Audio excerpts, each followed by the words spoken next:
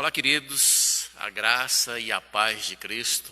Estamos aqui hoje, nesta sexta-feira, já reunidos com os irmãos em espírito, para fazermos o nosso estudo de todas as sextas-feiras, que vão estar sendo realizado a partir de hoje. Lembrando que todas as nossas palavras ministradas, os nossos estudos ministrados, ao vivo no Facebook, depois ele é transmitido também através do nosso canal do Facebook. Então, amanhã você vai estar tendo a oportunidade de novamente estar vendo esse estudo através do nosso canal no Facebook. Uma pergunta, você pode ir fazendo, o pastor Aldifas vai estar ali, aquela pergunta responder, ele vai respondendo, aquela pergunta que a gente puder responder ao vivo, a gente responde, o que a gente não puder responder, para que o tempo não se estenda tanto também, a gente vai estar respondendo na próxima sexta-feira para os irmãos. Se a gente entender que é pertinente, né, e que vai trazer edificação para a igreja como um todo, a gente responde na semana que vem. E aquilo que a gente puder responder hoje, a gente responde hoje. A nossa lição é a da nossa revista, né? Exílio e Restauração, né? Teologia Bíblica dos livros históricos e pós-exílio. E nós estamos na lição 4. Nós já tínhamos iniciado a nossa revista na EBD, né? E em virtude do confinamento social, nós acabamos tendo que também está passando o estudo bíblico para esse modelo online até que se resolva, até que esse confinamento seja encerrado, e nós vamos passar a estar ministrando para os irmãos na EBD novamente, mas até que isso aconteça, nós vamos estar aqui junto com os irmãos. Então, o livro de hoje, a lição de hoje, a lição número 4 da nossa revista Exílio e Restauração, que está na página 23 da mesma revista. Então, o texto de hoje que nós vamos ler como introdução, né, está no capítulo 4, no verso 12. Fizeram saber a Mordecai as palavras de Esté. Então lhe disse Mordecai que respondessem a Esté: não imagines o que por estares na casa do rei, só tu escaparás entre todos os judeus. Porque se de todo te calares, agora de outra parte se levantará para os judeus socorro e livramento. Mas tu e a casa do teu pai perecereis. E quem sabes se para a conjuntura como está, é que fostes elevada como rainha. Então, querido, o livro de Esté é um livro muito interessante. Esté ou Radassa, se trata da mesma pessoa, porque é uma história onde a gente vê o propósito de Deus se cumprindo através da vida de Radassa. Através do chamado de rainha para Radassa, se cumpre o propósito de Deus para o povo judeu durante aquele período. Então, assim, fazendo um resumo rápido, assim, bem sintetizado da história de Esté, porque Esté foi uma pessoa criada, ou continua sendo criada por Mordecai, né, o seu primo, que a criou desde pequenininha, e houve um problema muito grande no reinado, pois o rei havia feito uma festa, o rei Assuero fez uma festa para apresentar todos os seus bens, né? E ali ele chamou todas aqueles vizinhança, apresentou todo o seu reinado, e por ter uma rainha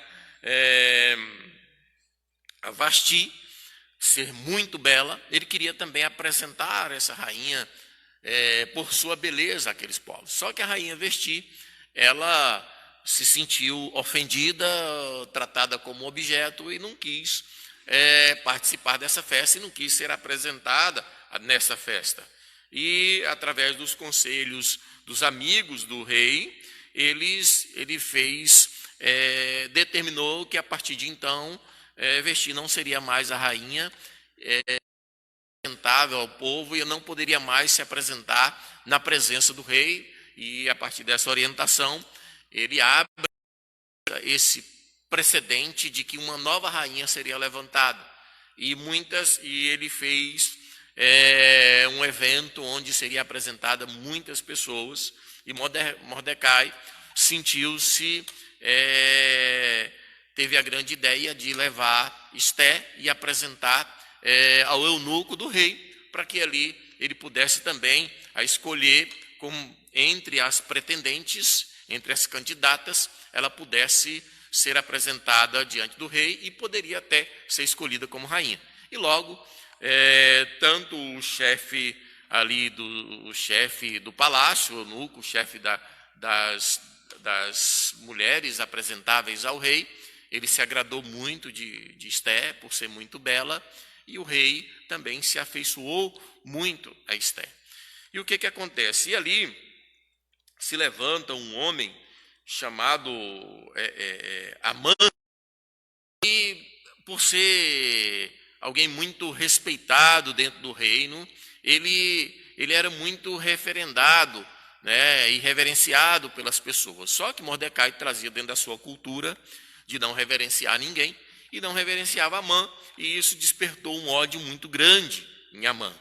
E Amã começou a pensar como que ele faria para destruir aquilo que ele entendia que era uma arrogância de Mordecai, e que Mordecai fosse destruído.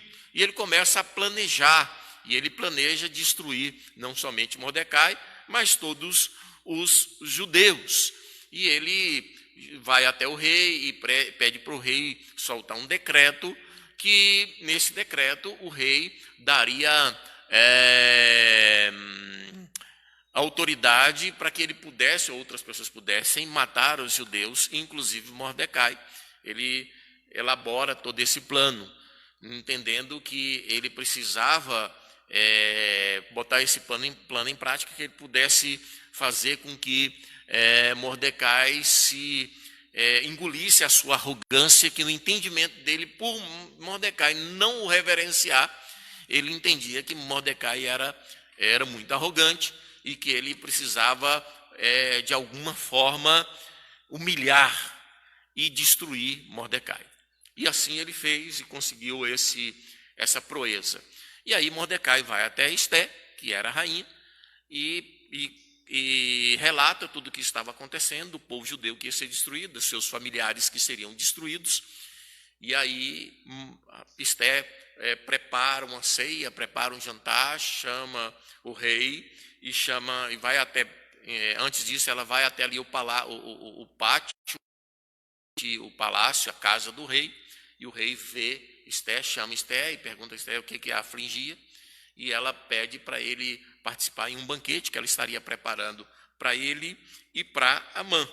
E o rei foi, no primeiro momento ela não esclareceu, e ela só pediu que o rei fosse novamente no segundo banquete, e que nesse segundo banquete ela iria passar para ele aquilo que trazia aflição, ou aquilo que o pedido que ela pretendia fazer para o rei. O rei, muito apegado e encantado com Esté, falou: olha, Esté, ainda que você peça a metade do meu reino, eu lhe concederei. E assim Amã se sentiu mais honrado ainda, porque a rainha só chamou ele e só chamou o rei Assuero e contou para os seus familiares. E quando ele saía ali do palácio, ele encontra novamente com Mordecai, e Mordecai novamente não presta nenhuma reverência a Amã, né? Ele não presta nenhuma reverência a Amã, até porque não era da cultura dos judeus prestar esse tipo de reverência. E aí ele fica irritado, né? Vai na sua família, e ele começa a bolar um plano de humilhar e levar a desonra total de Mordecai. e ali ele pretende fazer uma forca para, em frente à casa dele, ele pudesse enforcar Mordecai. E assim ele elaborou, junto com seus amigos e a sua esposa, como que ele faria para destruir e humilhar e desonrar Mordecai. E assim ele fez, construiu a forca, e aí chegou o período, o dia dele ir até a casa, até esse banquete que Esté estava preparando, e ali Esté faz essa missão. Antes disso, antes de Esté fazer esse pedido para o rei e falar para o rei o que estava acontecendo, o rei Deus traz um desconforto no coração do rei, uma agonia no coração do rei, e ele pede para que o livro onde se registrava os grandes feitos do reinado pudesse ser lido, para que ele assim pudesse pegar num sono e viesse o sono, e ali as pessoas, ao ser lido, ele ficou sabendo que Mordecai o livrou de um atentado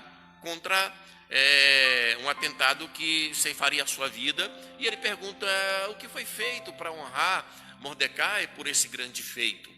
E aqueles servos que estavam ali, nada foi feito. Mordecai livrou, mas nada foi feito. E assim ele entendeu que ele precisava, claro que era Deus que estava trabalhando, que ele precisava de alguma forma honrar Mordecai pelo grande feito de Mordecai. E nisso ele percebe que alguém está ali no pátio, e era Amã. E ele pede para Amã entrar e fala: Amã, o que eu poderia fazer para trazer uma grande honra em alguém que tem... Entendendo que essa grande honra seria com ele mesmo, ele fala: olha, coloque vestes reais e coloque ele no cavalo do rei, para que ele possa desfilar. E assim o rei fala para Amã: então é para você fazer isso com Mordecai, aquele que fica ali na porta do palácio. E aí ele ficou muito irado, porque ele teria que agora fazer isso, e teve que colocar Mordecai e prestar essa honra a Mordecai, porque o rei havia mandado. E assim ele faz, e isso provoca muita ira em Amã, e até que ele vai para sua casa muito irado, muito chateado, porque aquele que ele queria envergonhar, aquele que ele queria desonrar, aquele que ele queria matar, agora ele estava sendo obrigado a realizar um ato muito honroso para aquele homem. E isso trouxe muita ira a Amã. Muito irado para sua casa por ter sido obrigado a fazer isso.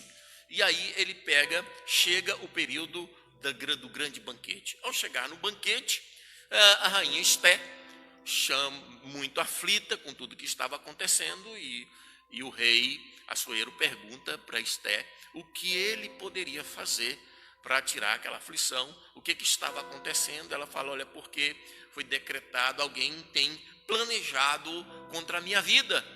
E o rei Assuero, muito irado, porque ele tinha um grande apreço, uma grande estima por Esté, ele era encantado com sua beleza e realmente apaixonado por aquela rainha, tinha um grande amor por ela. Ele fala: quem fizer isso vai morrer. E aí ele fala: olha, quem fez isso foi Amã, porque ele quis tentar contra a minha vida e contra a vida do meu povo. E assim o rei ficou muito irado e sai um pouco, e Amã fica angustiado com isso. E Esté estava ali sentada, e ele, muito angustiado, vai de forma muito abrupta, senta do lado de Esté e começa a conversar com Esté sobre essa situação. E o rei olha para aquela situação e entende que ele estava ali assediando a rainha. E aí ele pergunta o que ele tem que fazer com o homem que está aqui dentro do meu palácio, assediando a rainha. E aquele servo que estava por ali: olha, Amã, ele construiu uma forca na porta da casa dele, então leva ele e enforca lá. E assim foi feito, e assim nós concluímos essa parte do estudo, para a gente ter o entendimento do que aconteceu. E aí, a partir dessa situação, poderia, né, na Pérsia havia uma ideia de que não se podia desfazer uma ordem, né, ou um decreto do rei. Então, o que o rei fez? Como ele havia selado esse decreto de que os judeus poderiam sim matar os judeus, não. Então, eu faço um novo decreto que todo judeu pode se defender, né, desse ataque. E assim ele fez esse segundo decreto. E assim o povo judeu foi livrado dessa condenação, né, desse decreto que viria assolar todos os judeus e matar os judeus. E assim o segundo decreto trouxe condição dos judeus se defender, né, contra todo aquele que viesse contra o povo judeu, e assim o povo judeu foi livrado. E nesse texto nós aprendemos algumas lições importantíssimas, que nós precisamos atentar para as nossas vidas. Aquele homem de grande importância, Amã, ele quis ir contra o povo judeu simplesmente por um entendimento de que ele era desonrado por não ser reverenciado por Amã.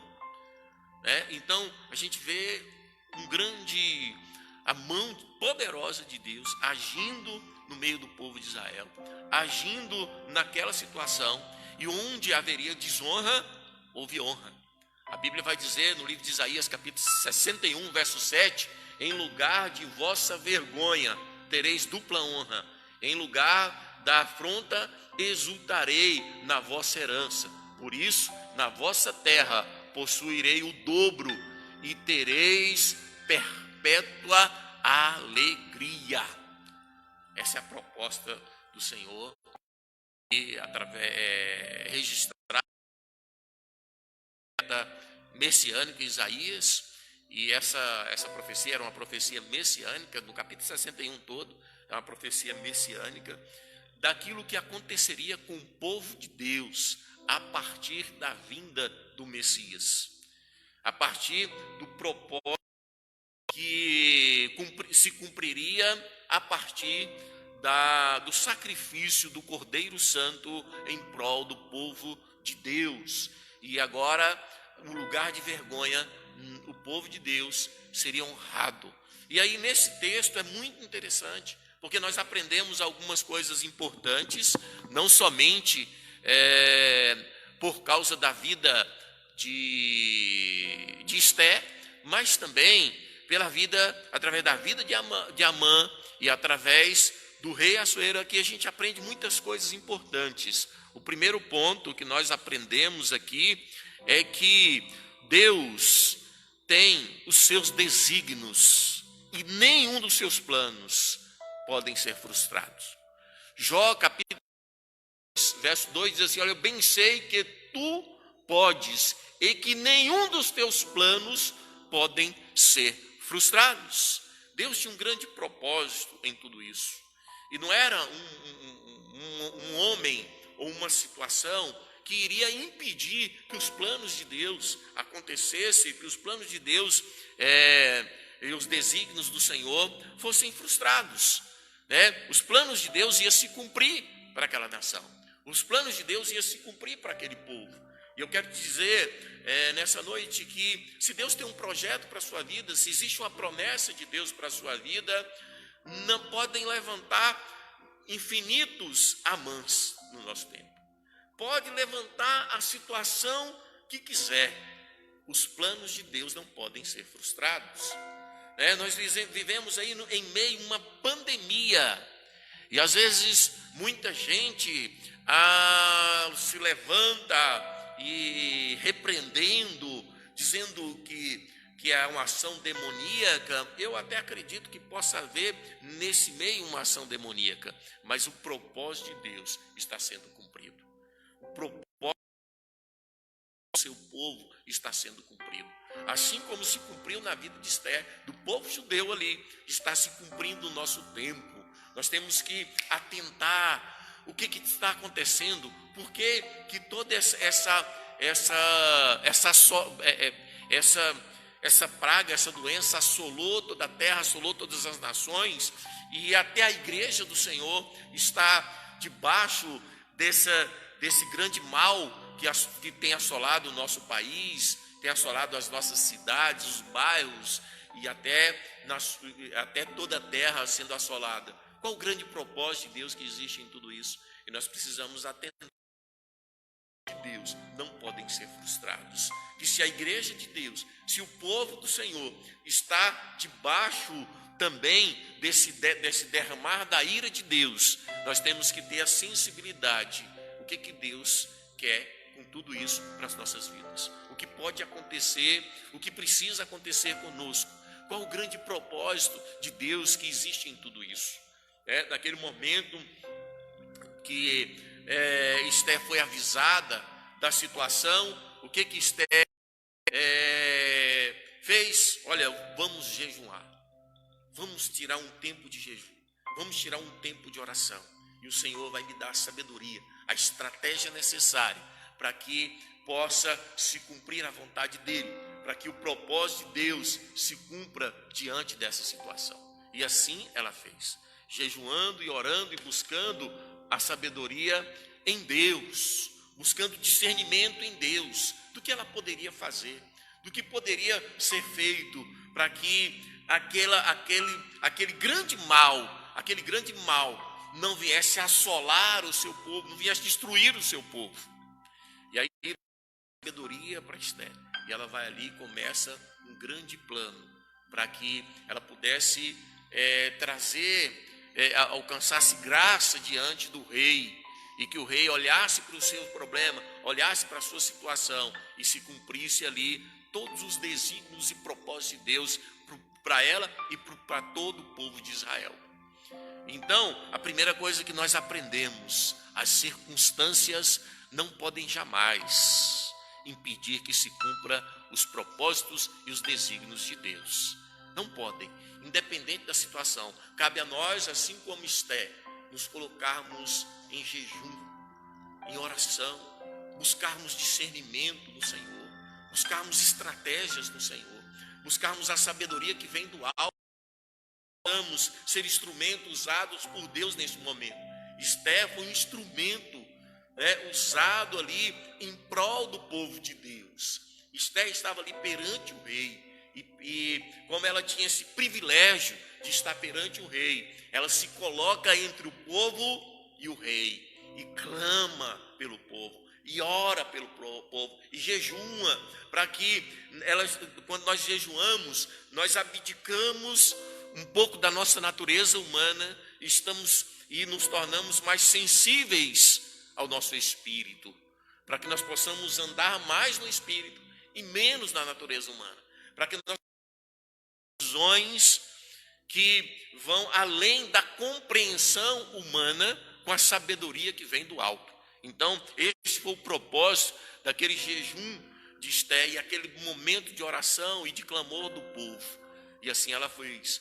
E ali nós aprendemos que nada pode impedir que se cumpra o propósito de Deus. Outra coisa importante que nós aprendemos: o Senhor pode colocar pessoas em lugares elevados para cumprir todos os seus propósitos. Queridos, todas as vezes, todas as oportunidades que eu tive, seja ela profissionalmente, seja ela no meu ministério, no meu chamado, seja ela prestando algum serviço para a comunidade onde eu estou inserido, eu sempre busquei com muito cuidado saber a vontade de Deus. O que Deus quer de mim? O que o Senhor quer de mim nessa situação que eu estou passando? O que o Senhor quer fazer através da minha vida nessa situação? E o Senhor nos honra, quando o Senhor encontra um espírito contrito e um coração quebrantado, Ele nos exalta. A Bíblia diz que aquele que se humilha diante de Deus, esse será exaltado. Tem um hino que diz assim: o lugar mais alto que eu quero estar é aos seus pés, Senhor. O lugar mais alto que nós precisamos estar é aos pés do Senhor. O verdadeiro cristão, ele não busca holofote. O verdadeiro cristão não busca a evidência da sua imagem, mas a glória ser manifestada para que o Senhor seja engrandecido. Esse é o propósito das nossas vidas. Mas nós vivemos um tempo onde nós buscamos o holofote. Nós buscamos muito mais a evidência nossa do que a evidência do Senhor. E está errado. Nós estamos andando na contramão do propósito de Deus. Nós precisamos nos colocar na posição de servos do Senhor. E servo é escravo. E ser servos do Senhor é servir as pessoas. Quando nós nos colocamos na posição de servo, o Senhor nos coloca em uma posição de honra para que se cumpra o propósito dele. E ali Esther se humilhou diante de Deus. E ali ela foi exaltada, porque através da vida dela iria se cumprir um grande propósito. Eu não conheço a sua história, eu não conheço a sua vida. Nós estamos aqui nessa live falando com várias pessoas em vários locais. Talvez você tenha olhado para você mesmo e tenha dito: olha, eu não tenho condições, eu não sou capaz. Talvez você está pensando assim: olha, eu não tenho a formação acadêmica que eu gostaria, eu tenho minhas limitações, mas isso para Deus não faz diferença. Não faz diferença. No capítulo 4 de Atos vai dizer que aqueles apóstolos que Jesus chamou eram homens iletrados e fizeram grande diferença no seu tempo. Fizeram grande diferença no seu tempo. A gente vai ver que quando Deus chama, Ele capacita. Deus não chama pessoas porque ela é capacitada. Deus chama pessoas que têm um coração segundo o coração de Deus. E aquilo que se for necessário, o Senhor vai te capacitar. O Senhor vai te dar a sabedoria necessária diante dessa situação. Então, nenhuma situação poderá frustrar os planos de Deus na sua vida. Não existe situação que possa impedir que se cumpra o propósito de Deus na sua vida. Se existe um propósito de Deus, o Senhor vai levantar pessoas. O Senhor vai colocar pessoas em posições que somente elas poderão se posicionar e mudar a história. E essa pessoa pode ser você, essa pessoa pode ser eu, pode ser um irmão que muitas vezes nós olhamos quem era ali Radassa. Era uma menina que estava sendo criada pelo seu primo, por Mordecai. Mas ela, diante daquela situação, ela se tornou a rainha da Pérsia. Ela se tornou a rainha, se tornou a mulher mais importante do seu tempo. Mas era uma menina que estava sendo criada. Mas Deus viu no coração de Esther alguém que poderia cumprir o seu propósito. Se o Senhor encontrar em seu um coração disposto, um coração sensível, e um coração que reconhece o Senhor como soberano, e reconhece a sua dependência em Deus, você pode ter certeza que existe um grande propósito de Deus na sua vida. E logo, logo, você estará numa posição diferenciada, com a sabedoria que vem do alto. E esse foi o posicionamento de Esther. Então, não se preocupe, Deus te colocará no lugar certo, no tempo certo, na hora e no momento exato, porque a hora dele é a mais linda, a maneira dele é a mais perfeita. Deus não tarda e nem tampouco falha. A sua hora é perfeita e a sua maneira é a mais linda. E aqui nós observamos um segundo ponto importante. O primeiro ponto é que Deus, os planos de Deus vão se cumprir. Deus levanta pessoas e coloca no lugar certo, na hora certa. A gente vê uma história muito interessante no Evangelho de Jesus Cristo, segundo escreveu Marcos, no capítulo 4, no verso 35. Jesus chama aqueles homens e fala assim: olha, entremos neste barco e passemos dessa margem para uma outra margem, para o outro lado. E assim Jesus orientou aqueles homens e eles entraram no barco e começaram a navegar para o outro lado. Só que o grande problema aconteceu. Aquele povo foi pego de surpresa por um mar revolto e uma grande tempestade. E ali Jesus dormia na polpa daquele barco, e eles acordam Jesus desesperados, falam: Senhor, não importa que pereçamos. E Jesus olha para aqueles homens e diz: por que vocês são tão tímidos? Jesus aquieta aquele mar, Jesus aquieta aquele vento e pergunta para aqueles homens: por que vocês são tão tímidos? E eles olham e observam Jesus dar uma ordem para o vento e o vento e o mar obedecem. E eles falam: quem é este que até o mar e o vento obedecem? Sabe, queridos, quando nós avaliamos esse texto de Marcos capítulo 4, a partir do verso 35, nós observamos naquela tempestade um momento pedagógico, um momento que aqueles homens saíram dali totalmente diferentes do que eles entraram. Eles perceberam que eles precisavam ter mais fé. Eles perceberam que Jesus havia dado uma ordem de sair de um lado e chegar a outra margem. Mas mesmo assim, eles entenderam que eles iriam morrer naquela tempestade. Eu quero dizer para você que se Jesus tem um propósito na sua vida, se tem uma palavra de Deus na sua vida, ela vai se cumprir. Se Jesus disse que você sairia do ponto que você está e chegaria no ponto que Ele tem preparado para você, você vai chegar. Vai se cumprir na sua casa. Nenhum dos seus vão se perder, nenhum dos seus vão ficar pelo caminho.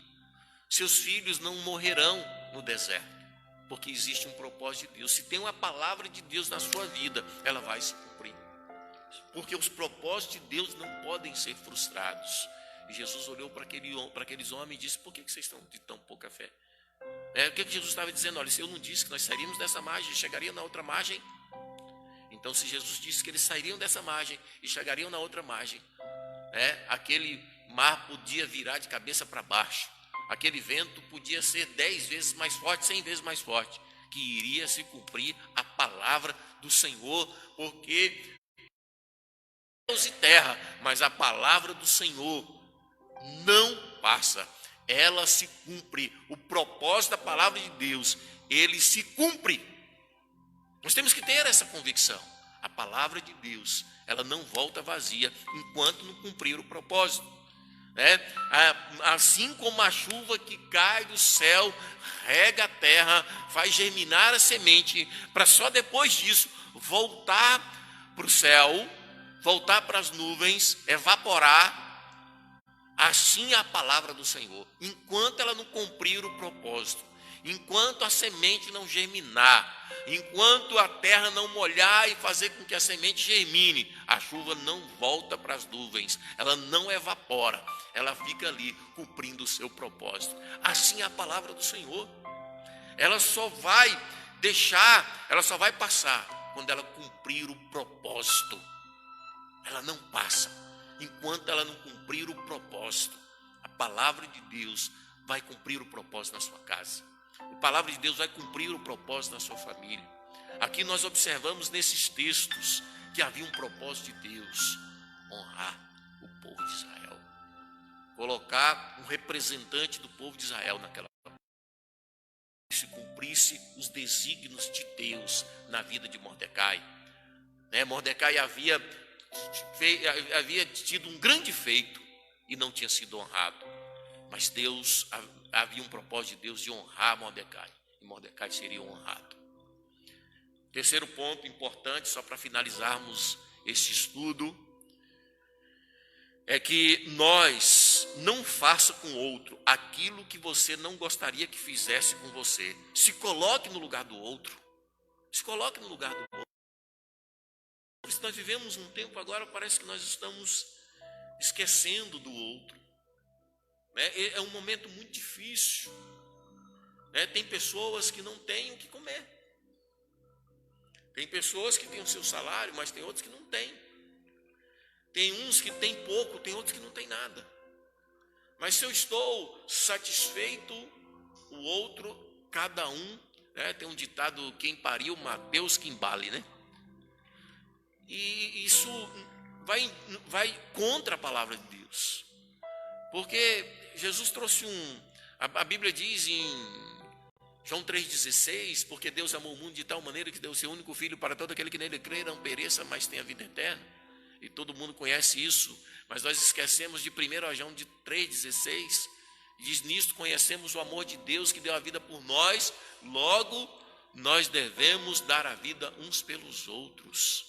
Se eu conheço esse amor de Deus, eu preciso transferir esse amor que um dia me alcançou.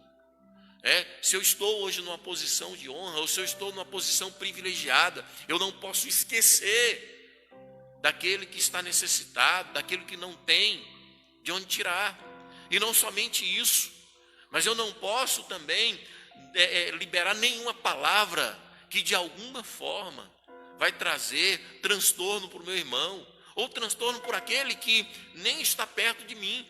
Mas eu preciso avaliar minhas palavras, eu preciso avaliar os meus posicionamentos, eu preciso avaliar o que eu faço, o que eu falo, eu preciso avaliar todas as minhas ações, seja ela de palavras ou de atitudes, e saber se aquilo não tem trazido prejuízo para alguém, e saber se aquilo não vai trazer algum transtorno na vida do outro, porque Deus está vendo tudo isso. Deus estava vendo o que Amã estava fazendo. Deus estava olhando para Amã. E tudo aquilo que Amã elaborou que seria para ele, foi para Mordecai. E o que seria para Mordecai, foi para ele. A forca preparada para Mordecai foi para ele. A honra que ele queria receber do rei foi para Mordecai. Porque é assim que Deus age.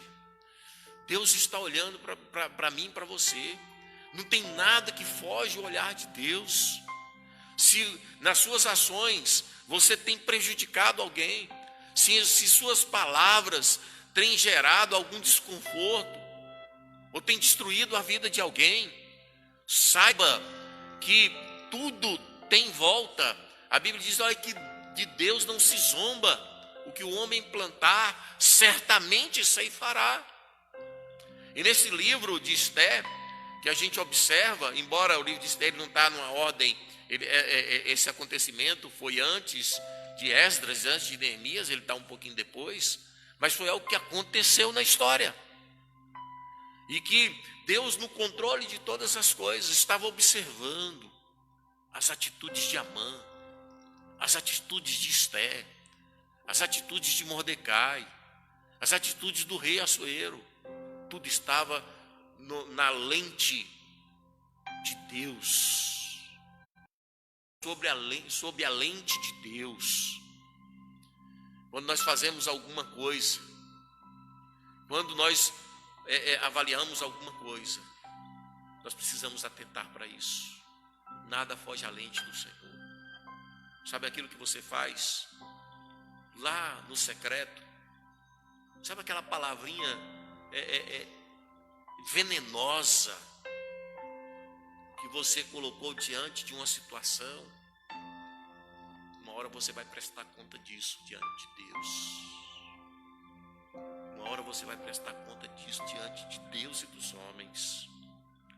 Sabe, querido, eu aprendi com minha mãe, sempre falava para a gente assim: olha, tratar bem, não olhar quem. Nisso.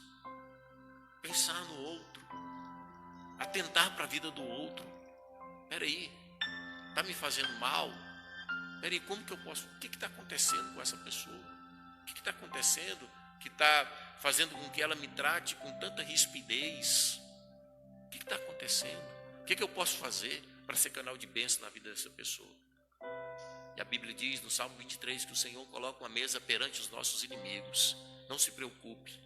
A justiça de Deus, ela se cumpre em várias oportunidades da minha vida.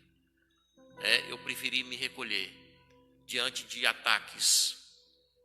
E logo, muito rápido, quando eu me coloquei na posição de servo do Senhor, que a minha justiça vinha de Deus, foi muito rápido. Assim como ali no livro de Esther, a gente vê a justiça de Deus se fazendo. Assim na minha vida, em muitas oportunidades. Hoje eu não tenho tempo adequado para contar um testemunho, mas alguns irmãos já conhecem. Em outra oportunidade a gente pode falar. Mas a justiça de Deus, ela não falha. Busque a sua justiça no Senhor. Não agrida, não planeje, não deixe a vingança sabor no seu âmago, no seu sentimento. Aprenda que a nossa justiça vem do Senhor. E você viverá o melhor de Deus na sua vida. Então, atente para isso. Os propósitos de Deus jamais vão deixar de cumprir. Deus levanta pessoas, ou até mesmo você, e coloca numa posição para que tudo aquilo que se levanta contra os propósitos dele na sua vida caia por terra. E por fim, nós temos que atentar para as nossas ações, para que nós não venhamos fazer com outro aquilo que nós não queremos que façam conosco. Honre, que assim você será honrado. Que Deus abençoe, que essas palavras possam estar guardadas em nossos corações, que essas palavras possam encontrar lugar no nosso entendimento e que a sabedoria do céu possa estar sobre a tua vida. Eu quero orar por você. Senhor, meu Deus, meu Pai, diante da exposição da tua palavra, desse estudo maravilhoso, desse livro abençoado que é o livro de Esther, Pai amado, eu quero colocar cada irmão, cada irmã, Deus, que nesta noite, Pai amado, na sua casa está sendo ministrado, Deus, por esta palavra. Senhor, em nome de Jesus, Pai, que eles possam contemplar, Deus, os projetos e os sonhos que o Senhor tem para cada um e para a sua família, Deus. Que todos os seus planos, Pai amado, possa trazer, Pai amado, o entendimento dos seus filhos, Pai querido, que o Senhor tem um grande projeto, Deus, e que esse projeto vai cumprir. Ainda, Pai querido, que o momento aparentemente parece que não vai acontecer. Mas, Deus, que o Senhor traga uma certeza no coração de cada um dos seus filhos, Deus. Que o Senhor desperta fé, Deus, acrescente na nossa fé. E que nós possamos ser usados em tuas mãos, Deus. Que nós possamos olhar para o outro, Pai querido, como se nós estivéssemos fazendo pelo Senhor, Deus. Que tudo que nós fizermos, Deus, que nós possamos fazer, Deus, como para o Senhor, Pai amado. Assim nós oramos em nome do Senhor Jesus. Amém. E graças a Deus. Que o Senhor abençoe e que a graça dele esteja sempre sobre a tua vida, em nome do Senhor Jesus.